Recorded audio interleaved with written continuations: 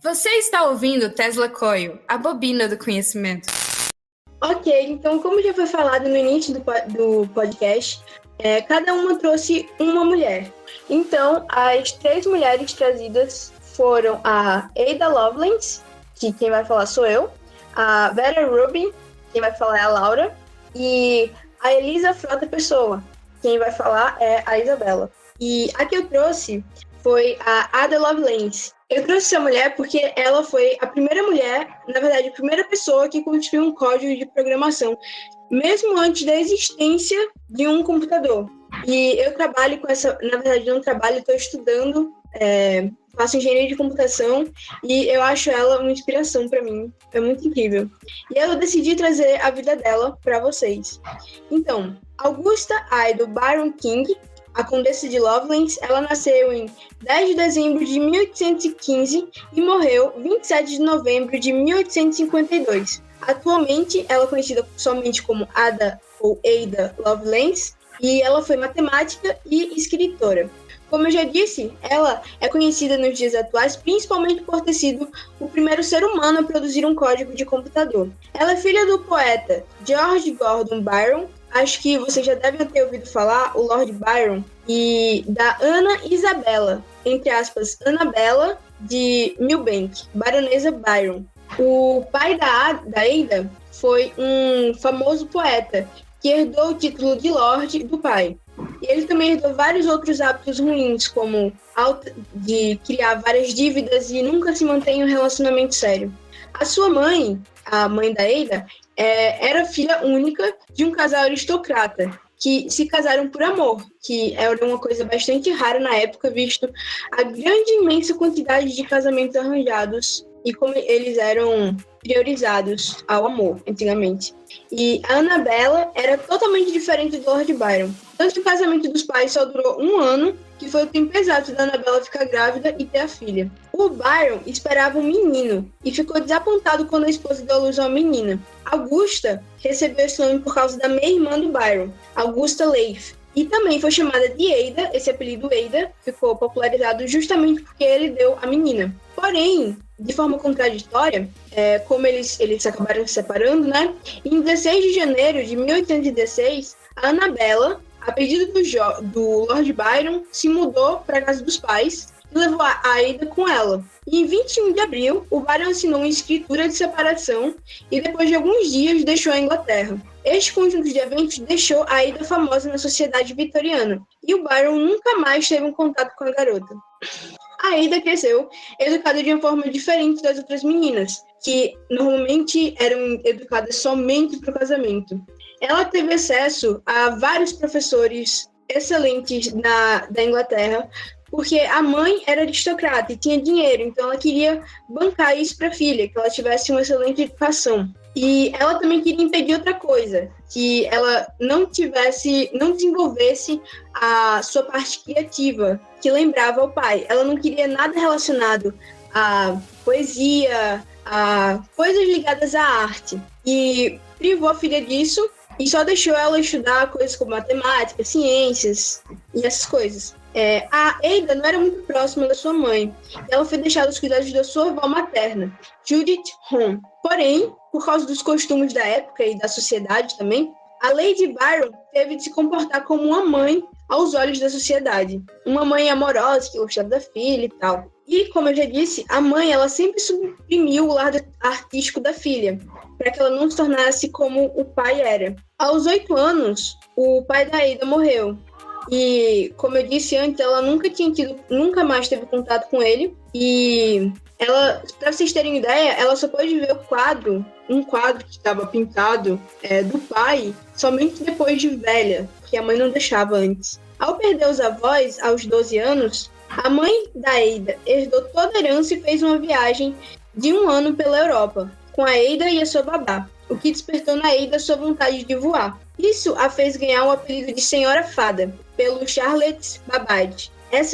Guardem esse nome porque essa figura é uma pessoa importante futuramente durante a história. Ok, com essa vontade de voar, ela começou a estudar pássaros e máquinas. Ela era aficionada por essa ideia. Mas a mãe, vendo que era como se estivesse desenvolvendo a criatividade dela, desestimulou totalmente essa ideia.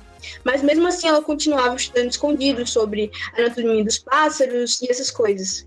Ela passou a adolescência aprendendo coisas, como vários idiomas e também esse seu interesse de coisas para conseguir voar, porque ela vivia doente. E na época eles achavam que era doença mesmo. Mas hoje se especula que a maioria das coisas que ela tinha eram psicossomáticas, por causa dessa repressão da mãe.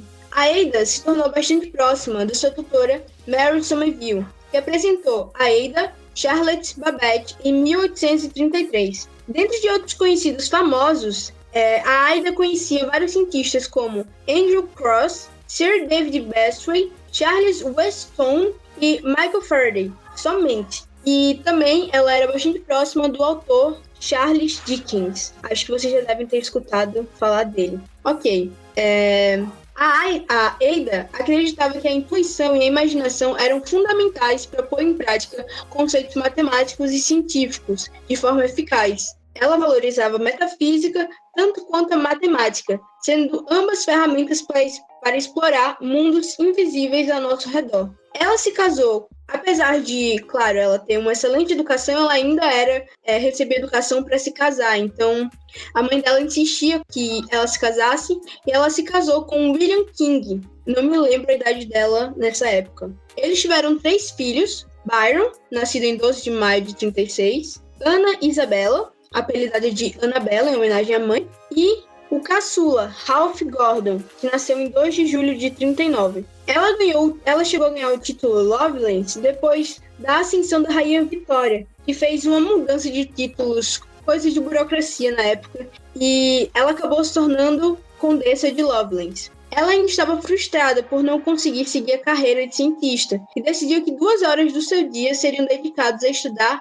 a máquina analítica de Charles Babbage. Ele estava desenvolvendo a máquina analítica, que fundamentalmente era para fazer operações difíceis de matemática. Então ela se interessou bastante e ela ainda continuava estudando assuntos como matemática. Inclusive, ela ainda tinha um professor nessa época. Em 1942, Charlotte Babbage foi convidado a ministrar um seminário na Universidade de Turim sobre sua máquina analítica. Luigi Menabrea, um jovem engenheiro italiano e futuro primeiro-ministro da Itália, publicou a palestra de Babbage em francês, e esta transcrição foi posteriormente publicada na Bibliothèque Universelle de Genève, em 1842. Babbage pediu a Lovelace para traduzir o artigo de Menebre para o inglês, adicionando depois a tradução com as anotações que ela mesma havia feito. A Ada traduziu o artigo do francês para o inglês e nele fez várias anotações,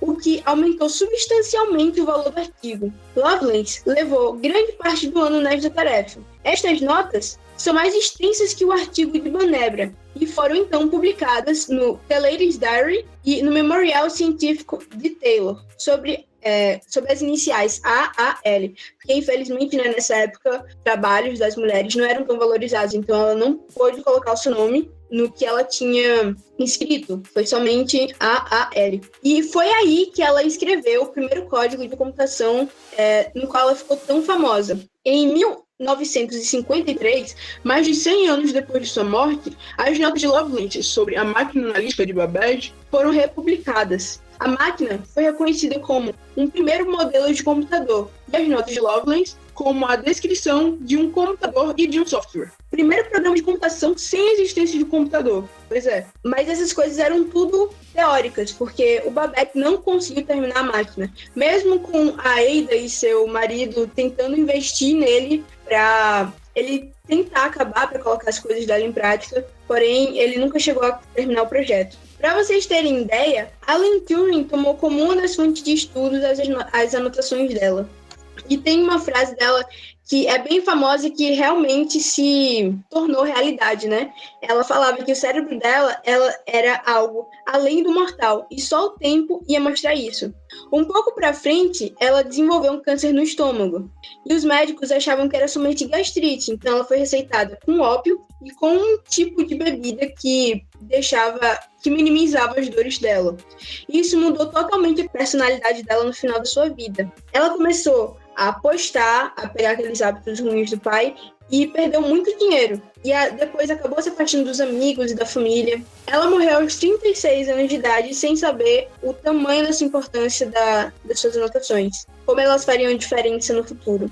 Então é isso, gente. Essa mulher incrível foi a primeira criadora de um código de computador sobre todas as circunstâncias da sua época, motivada pela sua paixão pela ciência. Eis que fica a pergunta: se ela tivesse tido mais oportunidade, tanto da mãe dela como para desenvolver a sua criatividade, como da sociedade para ser incentivada a isso, será que ela não teria feito mais? Sabe, tipo, ela começou a estudar aquele negócio de saber voar, ela podia ter feito um protótipo de avião, algo do tipo. Eu acho incrível isso. O corte que você acabou de ouvir é parte do podcast Tesla Coil. Para ouvir o episódio completo, você pode clicar no link da descrição e acessar seu agregador de preferência.